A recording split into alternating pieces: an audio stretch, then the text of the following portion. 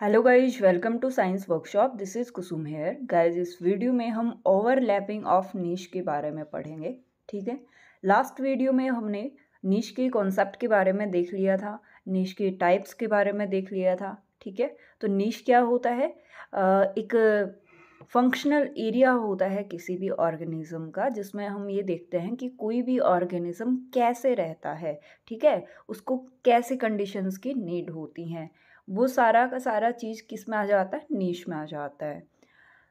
Then हमने type देखा था नीश का, कि दो टाइप का नीश हमने पढ़ा था, फंडामेंटल नीश और रियलाइज्ड नीश। अगर वो क्लास नहीं देखी है तो आप जाके वो देख सकते हैं। ठीक है, इससे पहले वाला क्लास। और इसका मैं आज प्लेलिस्ट बना दूंगी। ठीक है, शायद 2 वीडियोस मैंने प्लेलिस्ट में ऐड नहीं किए, अलग से एक प्लेलिस्ट बना देंगे इसकी। ठीक है, और टोटल इसमें 3 वीडियो हो जाएंगे। सो गाइज, इस वीडियो में हम ओवरलैपिंग ऑफ नीश के बारे में स्टार्ट करते हैं। देखो, नीश ओवरलैप किसको बोलते हैं? सबसे पहले तो लाइक, शेयर और सब्सक्राइब कर दो यार, फिर हम नीश ओवरलैप स्टार्ट करते हैं। ठीक है, so niche overlap describes the sharing of niche space by 2 और मोर स्पीसीज। देखो, कोई भी 2 ऑर्गेनिज्म है भाई, ये एक ऑर्गेनिज्म है ए, ठीक है, बन जा, ये दूसरा ऑर्गेनिज्म है बी। ये इस एरिया में रह रहा है, ये इसका नीश है, बी का नीश ये वाला है।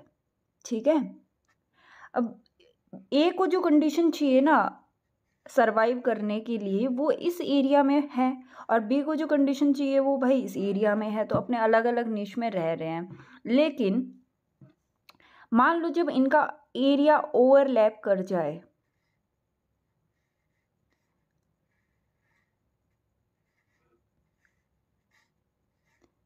ये ए वाला एरिया, ये बी वाला एरिया, ये जो बीच वाला एरिया है ना, ये एरिया ऐसा है जहाँ पे ए के लिए भी जो जिस रिसोर्स पे फीड करता है वही रिसोर्स अवेलेबल है, और बी के लिए भी जिस रिसोर्स पे फीड करता है वो रिसोर्स इस एरिया में अवेलेबल है।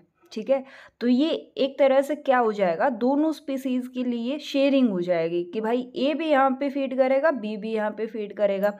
तो ये एरिया जो है वो क्या हो रहा है? ओवरलैप हो रहा है। ठीक है, इसी को हम क्या बोल रहे हैं? नीश ओवरलैप। ठीक है, क्योंकि ये जो एरिया है ये ए का भी नीश की तरह कंसिडर किया जा रहा है, बी भी इसको अपने नीश की तरह कंसिडर कर रहा है, क्योंकि ए के लिए भी ये फेवरेबल कंडीशन प्रोवाइड कर रहा है, बी के लिए भी। तो आई होप समझ में आ गया होगा। सो नीश ओवरलैप जो है वो नीश के शेयरिंग स्पेस को क्या करता है? नीश स्पेस को शेयर करने के लिए एक या 2 स्पीसीज के लिए डिस्क्राइब करता है। या तो ये देखो, नीश जो ओवरलैप है वो नीश स्पेस के लिए हो सकता है, मतलब जगह के लिए हो सकता है, या फिर किसके लिए होगा? रिसोर्स के लिए होगा, कि कोई 2 स्पीसीज है, एक ही रिसोर्स पे फीड कर रही है, उसको यूटिलाइज कर रही है, तो वो भी नीश शेयरिंग का पर्पस उसका बन सकता है। ठीक है, सो आई होप ये जो पॉइंट है आपको समझ में आ गया होगा। वैसे मैंने लास्ट ईयर इसके ऊपर पूरा प्लेलिस्ट बना रखा है, उसमें भी मैंने नीश ओवरलैप को समझाया था।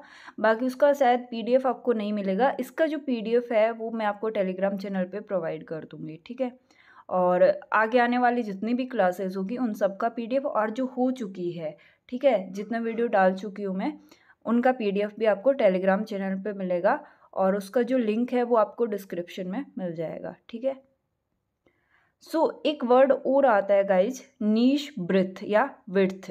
ये क्या होता है? Niche width describes the range of niche dimension occupied by a species, as well as other factors such as temperature and air or water pressure level, as well as intraspecific and interspecific interaction. Niche width क्या होता है? देखो, ये किसी भी organism का क्या है? एक नीश है, ये दूसरे ऑर्गेनिज्म का नीश है, और ये वाला जो एरिया है, ये बीच में ये वाला जो एरिया है, ये नीश ओवरलैप हो रहा है। ठीक है, तो ये ऐसा रीज़न है जो कि नीश ओवरलैप जहाँ पे देखने को मिल रहा है। लेकिन ये वाला जो स्पीसीज है ना, इसका नीश ब्रेथ कितना होगा? ये इतना होगा भाई। ठीक है, इतना इसका नीश ब्रेथ है, और इसका नीश ब्रेथ कितना होगा? ये इसका इतना होगा। तो किसी ऑर्गेनिज्म या किसी स्पीसीज ने जितना डायमेंशन नीश का उसने ऑक्यूपाई किया हुआ है वो उसका नीश विड्थ कहलाता है, जिसके अंदर अदर फैक्टर भी इंक्लूड हो जाते हैं, जैसे वहाँ का temperature, air, water pressure level, intra specific और इंटर स्पेसिफिक इंटरेक्शन, ये सारी चीज़ें यहाँ पे देखने को मिलती हैं। जैसे ये नीश विड्थ है भाई किसी एक स्पीसीज का, तो यहाँ पे स्पीसीज तो पाई ही जा रही है, साथ ही साथ ये जो अदर फैक्टर्स हैं ये भी तो यहाँ पे देखने को मिलेंगे ना। सो आई होप ये वर्ड भी समझ में आ गया होगा कि नीश ब्रेथ या नीश विड्थ क्या होता है। ओके, आप यहाँ देख सकते हो नीश ओवरलैप कैसे शो हो रहा है भाई। ये टाइप्स ऑफ फूड ईटन है, मतलब कि कितने टाइप का, किस टाइप का जो फूड है कोई स्पीसीज ईट कर रही है या फिर रिसोर्स को यूटिलाइज कर रही है, ठीक है। तो ये ए स्पीसीज है ग्रीन वाली, ओके, और ये यहाँ से लेकर यहाँ तक जितने भी रिसोर्स हैं या फूड है उसको खा रही है। अब बी है वो यहाँ पे जो फूड मिल रहा है उसको भी खा रही है, और ये यहाँ तक जो फूड मिल रहा है उसको खा रही है, ठीक है। ये इतने टाइप के फूड को खा रही है, लेकिन इनके बीच में हमें क्या देखने को मिल रहा है भाई, ये वाला जो एरिया है ये ओवरलैपिंग वाला एरिया है। यहाँ जो फूड मिल रहा है वो स्पीसीज ए भी खाएगी और बी भी खाएगी, ठीक है। ये दोनों का निश ओवरलैप वाला एरिया हो गया, ओके।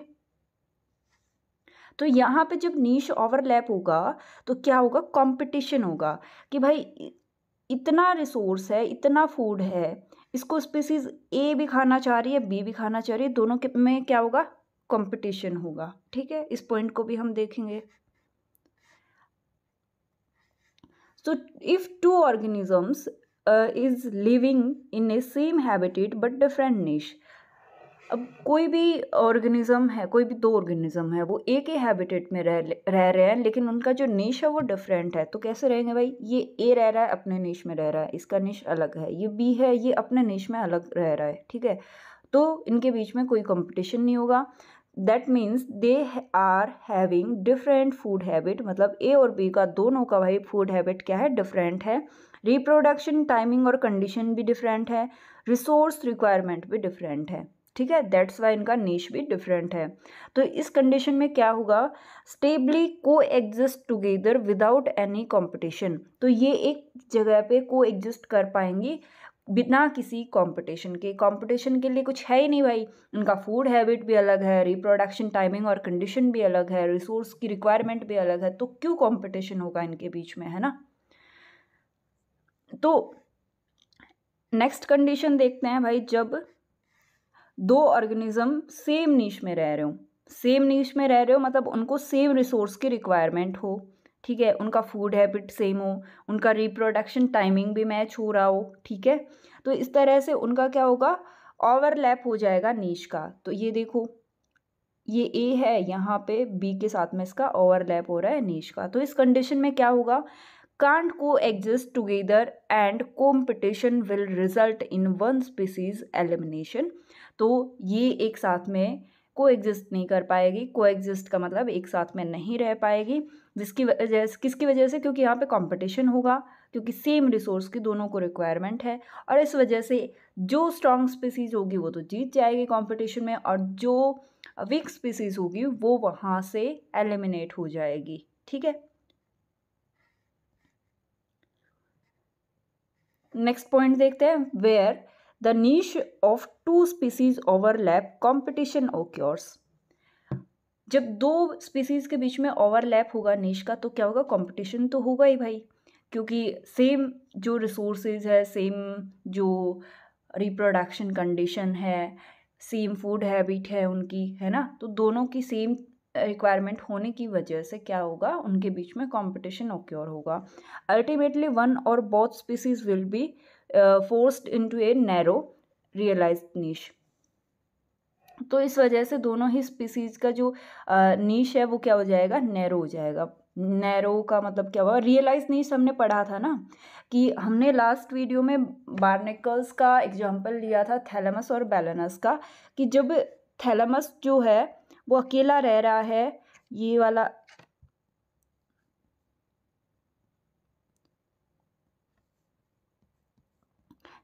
जब थैलेमस अकेला रह रहा है ना, तो ये मान लो इतने एरिया में काम कर रहा है, ठीक है, इतने एरिया में फैला हुआ, भाई ऊपर वाले एरिया में भी फैला हुआ है और नीचे ये इस एरिया में भी फैला हुआ है, इस एरिया में भी फैला हुआ है और इस एरिया में भी फैला हुआ है, अकेले रह रहा है थैलेमस। लेकिन जैसे ही बैलेंस आ गया तो क्या होगा, जैसे ही बैलेंस आ गया तो ये इस एरिया में जाके शिफ्ट हो जाएगा और यहाँ पे बैलेंस आके रहने लग जाएगा, क्योंकि बैलेंस यहाँ से इससे स्ट्रॉन्ग है और ये एक तरह से रियलाइज्ड नीश बन गया गाइस। किसके लिए, ये वाला जो एरिया है ये थैलेमस के लिए रियलाइज्ड नीश हो गया और ये क्या हो गया, इसका नीश नैरो हो गया, ठीक है, क्योंकि दूसरी स्पीसीज यहाँ पे आ गई और उसका नीश ओवरलैप हो रहा है। अगर वो यहाँ पे स्टार्टिंग में देखने को मिल रहा है उस टाइम, ये वाला पॉइंट भी हमने लास्ट वीडियो में डिस्कस किया था, भाई स्टार्टिंग के फेज में थैलेमस यहाँ भी देखने को मिल रहा है, लेकिन बैलेनस के साथ में उसका कंपटीशन होगा और वो वहाँ से एलिमिनेट हो जाएंगे, यहाँ पे बाद में वो देखने को नहीं मिलेंगे, ओनली इस रीजन में देखने को मिलेंगे, ठीक है। तो उनका जो नीश है वो क्या हो जाएगा, रियलाइज नीश में कन्वर्ट हो जाएगा या फिर नैरो हो जाएगा, ठीक है। As a result, their distribution range, the width of the bell curve become narrower. तो ये जो बेल कर्व हम देख रहे थे गाइस, बेल कर्व कौन सा देख रहे थे, ये इस तरह का बेल कर्व देख रहे थे ना नीश में, तो ये क्या हो जाएगा, नैरोअर हो जाएगा। इस डायग्राम में देखो ये बेल कर्व है, पहले इसका नीश इतना था, अब यहाँ पे कंपटीशन हुआ भाई, ये भी इसके ऊपर ओवरलैपिंग वाला एरिया है, तो ये उसके बाद में अपने नीश को इतना कर लेगा, ठीक है, क्योंकि वही एक चीज़ होगा जो कि उसको कोएग्जिस्ट कराने में मदद करेगा। तो मतलब एक तरह से जब स्पीसीज ओनली ए रह रहा हो यहाँ पे, तो इसने पूरे एरिया को कवर करके रखा था, ये पूरा यहाँ पे कोई डिस्टर्ब करने वाला नहीं है इस एरिया में, लेकिन जब बी आ गया तो इनके बीच में यहाँ पे कंपटीशन हो गया, तो ये जो इनका बेल कर्व है ये नैरो हो जाएगा बाद में। Coexistence of similar species,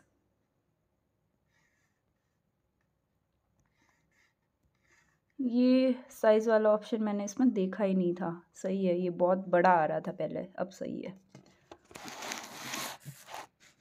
coexistence of similar species, भाई नीश ओवरलैप हो रहा है और उस कंडीशन में आगे जाके कैसे दो सिमिलर स्पीसीज है वो कोएग्जिस्ट कर पाती है। सिमिलर स्पीसीज मतलब वो थोड़ी सी लगभग उसमें सिमिलरिटी पाई जाती है, वैसे वो डिफरेंट स्पीसीज होंगी, ठीक है। Species with rather different role coexist with in the same community, अगर वो एक ही कम्युनिटी में रह रही हैं लेकिन उनका जो रोल है तो वो क्या होगा, डिफरेंट रोल होगा, डिफरेंट रोल वो प्ले करेंगी तभी वो कोएग्जिस्ट कर सकती है। मान लो उनका थोड़ा सा स्लाइटली फूड हैबिट चेंज हो गया हो, उनका स्लाइटली रिप्रोडक्शन का टाइमिंग चेंज हो गया हो, है ना, इस तरह से। It is also generally the case that communities support a variety of species performing apparently rather similar roles. तो कम्युनिटी जो है वो क्या ज़्यादा प्रेफर करती है भाई, जो सिमिलर रोल है वो ना हो, उसकी कंपैरिजन में जो डिफरेंट रोल है वो स्पीसीज के अगर देखने को मिले कम्युनिटी उसको ज़्यादा सपोर्ट करती है, क्योंकि अगर डिफरेंट रोल देखने को मिलेगा ना तो वो ज़्यादा कोएग्जिस्ट कर पाएगी, उसके कोएग्जिस्ट करने के चांसेस ज़्यादा हो जाएंगे, ठीक है। कोएग्जिस्टेंस के लिए हम आगे जाके रिसोर्स पार्टीशनिंग पढ़ेंगे, ठीक है। रिसोर्स पार्टीशनिंग में क्या होगा कि कोई भी दो स्पीसीज़ जो कि सिमिलर स्पीसीज है वो कैसे कोएग्जिस्ट कर सकती है, कंपटीशन को अवॉइड कर सकती है, ठीक है। The ecological niche of such species are said to be differentiated from one another. इनका जो इकोलॉजिकल नीश है इन स्पीसीज़ का वो डिफ्रेंशिएटेड हो जाता है, एक स्पीसीज़ की बजाय उसका दूसरी स्पीसीज़ का जो नीश है वो थोड़ा सा स्लाइटली डिफरेंट हो जाएगा दूसरे के कंपैरिजन में। They should have low niche overlap and high niche differentiation, और इनके बीच में क्या देखने को मिलेगा थोड़े टाइम के बाद में कि जो नीश ओवरलैप है वो तो कम हो गया वो एरिया, और डिफरेंशिएशन जो है नीश का वो ज़्यादा देखने को मिल रहा है। डिफरेंशिएशन का मतलब नीश डिफरेंशिएशन का मतलब क्या हो गया भाई, नीश दोनों का अब अलग अलग है, स्लाइटली ही हो भले ही, ठीक है।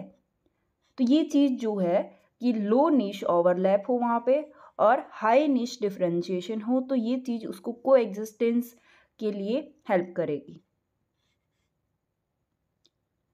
क्या कंडीशन हो सकती है को एग्जिस्टेंस के लिए? Competing species can therefore coexist when both are provided with a realized niche by their habitat. कोई भी दो कॉम्पिटिटिव, दो या दो से अधिक भी हो सकते भाई, उनका जो हैबिटेट है वो उनको रियलाइज्ड नीश दोनों को प्रोवाइड करा दे, तो इस कंडीशन में वो क्या करेगी, को एग्जिस्ट कर सकती है। रियलाइज्ड नीश का वापस से वही मैं एग्जांपल दूंगी कि वो अपने माइंड में रखना।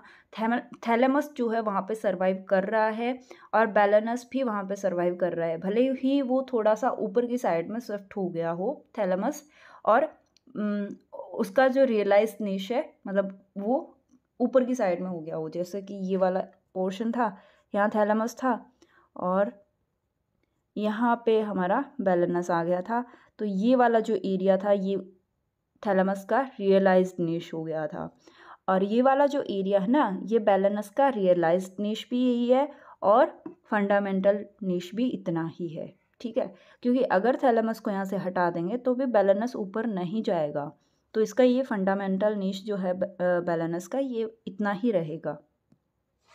आई होप गाइज कंफ्यूज नहीं हो रहे होंगे ना इस चीज़ में। अगर कुछ भी डाउट आ रहा हो तो आप मुझे कमेंट बॉक्स में पूछ सकते हो, ठीक है। देखो जो रिसोर्स पार्टीशनिंग मैंने बताया था वो वर्ड यहाँ पे अब आ चुका है भाई।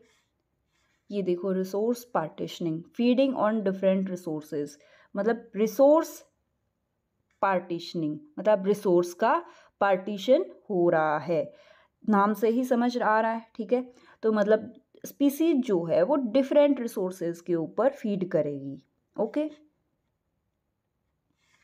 बाय नीश डिफरेंशिएशन और डिफरेंशियल रिसोर्स यूटिलाइजेशन, जो मान लो ए स्पीसीज है, बी स्पीसीज है, ठीक है, ये हो गया।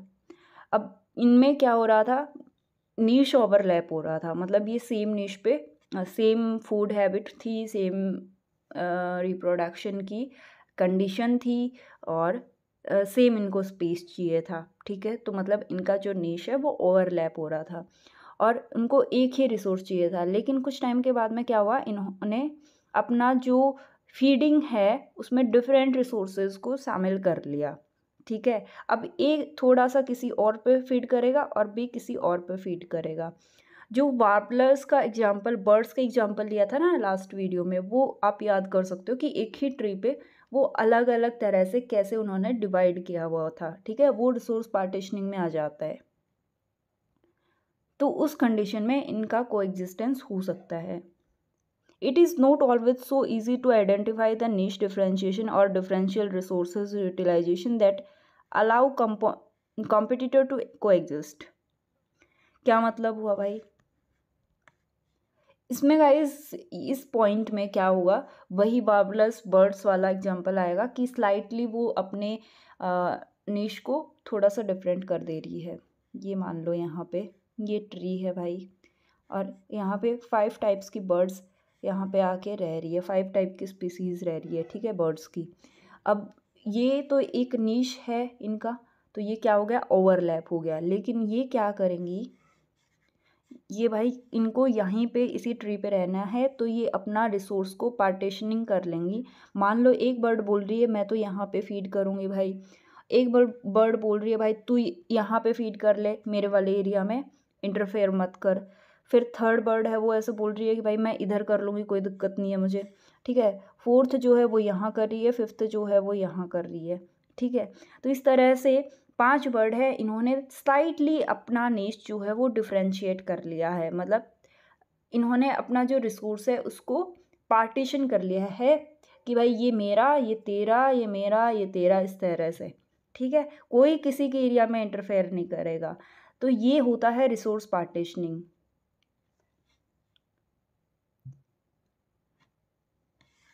नीश डिफरेंशिएशन देखते हैं। नीश डिफरेंशिएशन क्या होता है? Differences in the range of resources used और environmental tolerance in the species. मान लो कोई ए स्पीसीज है, उसको फूड चाहिए है, ये फूड चाहिए उसको, और बी स्पीसीज है, उसको भी ये फूड चाहिए, ठीक है। तो इनका क्या है? नीश सेम हो गया, ठीक है। ए का जो टॉलरेंस है वो है 35 डिग्री सेल्सियस, बी का जो टॉलरेंस लेवल है टेम्परेचर का वो 35 डिग्री सेल्सियस है, ओके। तो ये भी नीश ओवरलैप हो गया, मतलब कंडीशन भी इसको ये चाहिए। लेकिन जो इनका टॉलरेंस लेवल अगर अलग हो जाए, ए का टॉलरेंस लेवल 20 डिग्री सेल्सियस है, बी का 35 ही है, तो क्या होगा? इनका नीश डिफरेंट हो जाएगा। ए स्मॉल ए पे फीड करता है, बी जो है वो स्मॉल बी पे फीड करने लग जाए, तो नीश क्या होगा? डिफरेंट हो जाएगा इनका। नीश डिफरेंशिएशन फिर इनको देखने को मिलेगा। तो यही बात यहाँ पे बोली जा रही है कि रेंज ऑफ रिसोर्सेज यूज्ड, मतलब यहाँ पे ए और बी का एग्जाम्पल लिया, तो ए और बी के द्वारा जो रिसोर्स यूज़ किए जा रहे हैं उनका रेंज अलग होना चाहिए, उनमें डिफरेंस पाया जाना चाहिए। Environmental tolerance in the species, एक स्पीसीज में कितना क्या टॉलरेंस है वो दूसरी स्पीसीज के कंपैरिजन में डिफरेंट होना चाहिए। यही होता है नीश डिफरेंशिएशन। आई होप ये पॉइंट समझ में आ गया होगा। नेक्स्ट पॉइंट है observation of similar species sharing the same habitat suggest that they coexist by partitioning available resources. Animals are different kind and size of food, feed at different time or forests in different area। क्या हुआ कि जो similar species जो कि share कर रही है same habitat को और सेम नीड्स को, वहाँ पे वो को एग्जिस्ट कब कर सकती हैं? जब वो रिसोर्स का पार्टीशन कर लें, ठीक है। उनका जो फूड ऑफ साइज है वो डिफरेंट हो जाए, फीडिंग का टाइम डिफरेंट हो जाए, या फिर वो फॉरेस्ट इन डिफरेंट एरिया, मतलब थोड़ा थोड़ा मतलब अपने एरिया को शिफ्ट कर लें, तभी वो को एग्जिस्टेंस वहाँ पे देखा जा सकता है। अब हमने एक चीज़ देखी, जहाँ पे नीश ओवरलैप होगा वहाँ पे भाई कंपटीशन तो ज़रूर होगा, और जो स्ट्रॉन्ग स्पीसीज है वो तो जीत जाएगी और जो वीक स्पीसीज है वो हार जाएगी। तो कंपटीशन क्या होता है भाई? इंटरेक्शन बिटवीन द स्पीसीज, दो स्पीसीज या दो से अधिक स्पीसीज के बीच में जो इंटरेक्शन होता है वो कंपटीशन होता है, जिसमें वो स्ट्रगल करते हैं living on the same resources. वो स्ट्रगलिंग करते हैं सेम रिसोर्सेज के लिए कि ए को भी भाई सेम रिसोर्स चाहिए, बी को भी सेम रिसोर्स चाहिए, दोनों में हो गया कंपटीशन। जैसे कि आप किसी भी जॉब के लिए प्रिपेयर कर रहे हो, वहाँ पे 5 पोस्ट हैं और प्रिपेयर कितने कर रहे हैं भाई? 500 प्रिपेयर कर रहे हैं। तो इनके बीच में क्या हो गया? कंपटीशन की ये 500 को ये 5 पोस्ट ही चाहिए, 5 पोस्ट में से एक पोस्ट चाहिए, ठीक है। तो इनके बीच में इन 5 पोस्ट के लिए क्या हो गया? कंपटीशन। तो कंपटीशन गाइस दो प्रकार का होता है, इंटरस्पेसिफिक और इंट्रास्पेसिफिक। इंटरस्पेसिफिक में क्या होगा? बिटवीन इंडिविजुअल और different species of different species. Different species के जो ऑर्गेनिज्म होते हैं उनके बीच में ये कंपटीशन होता है। जब कंपटीशन एक ही स्पीसीज के इंडिविजुअल के बीच में होता है उसको हम इंट्रा स्पेसिफिक कंपटीशन बोलते हैं, ओके। अब कंपटीशन का रीज़न क्या होता है? रीज़न क्या होता है भाई? सेम नीश चाहिए भाई, सेम नीश हो गया उनका, territory, same food resource between two species. अब कंपटीशन का रीजन क्या है? उनका नीश सेम है, उनका टेरिटरी सेम है, सेम फूड रिसोर्स चाहिए उनको, तो ये कंपटीशन के रीज़न हो जाते हैं। अब रिजल्ट क्या आ गया? अगर कंपटीशन होगा तो between the two species one species will win and other lose. एक स्पीसीज जीत जाएगी और दूसरी स्पीसीज हार जाएगी। एक अदर केस हमने देखा कि कंपटीशन को अवॉइड करके वो को एग्जिस्ट भी कर सकती है नीश ओवरलैप के कंडीशन में, जो कि होता है रिसोर्स पार्टीशनिंग। रिसोर्स पार्टीशनिंग पे मैं एक अलग से proper with examples video upload कर दूंगी, ठीक है। 1-2 दिन में अपलोड कर दूंगी रिसोर्स पार्टीशनिंग पे, ताकि आपको वो कॉन्सेप्ट जो है वो भी बहुत अच्छे से समझ में आ जाए कि रिसोर्स पार्टीशनिंग क्या होता है। वैसे रिसोर्स पार्टीशनिंग के बारे में मतलब मैक्सिमम जो डिटेल्स है वो इस वीडियो में मैं आपको दे चुकी हूँ। उम्मीद करती हूँ वीडियो आपके लिए यूज़फुल रहा होगा, और अच्छा लगा तो लाइक शेयर सब्सक्राइब ज़रूर कर दो यार। लाइक कर दो, शेयर कर दो, सब्सक्राइब भी कर दो, ठीक है। मिलते हैं नेक्स्ट वीडियो में। हो सकता है रिसोर्स पार्टीशनिंग करें और आगे आने वाले वीडियो में कैरेक्टर डिस्प्लेसमेंट करें, ठीक है।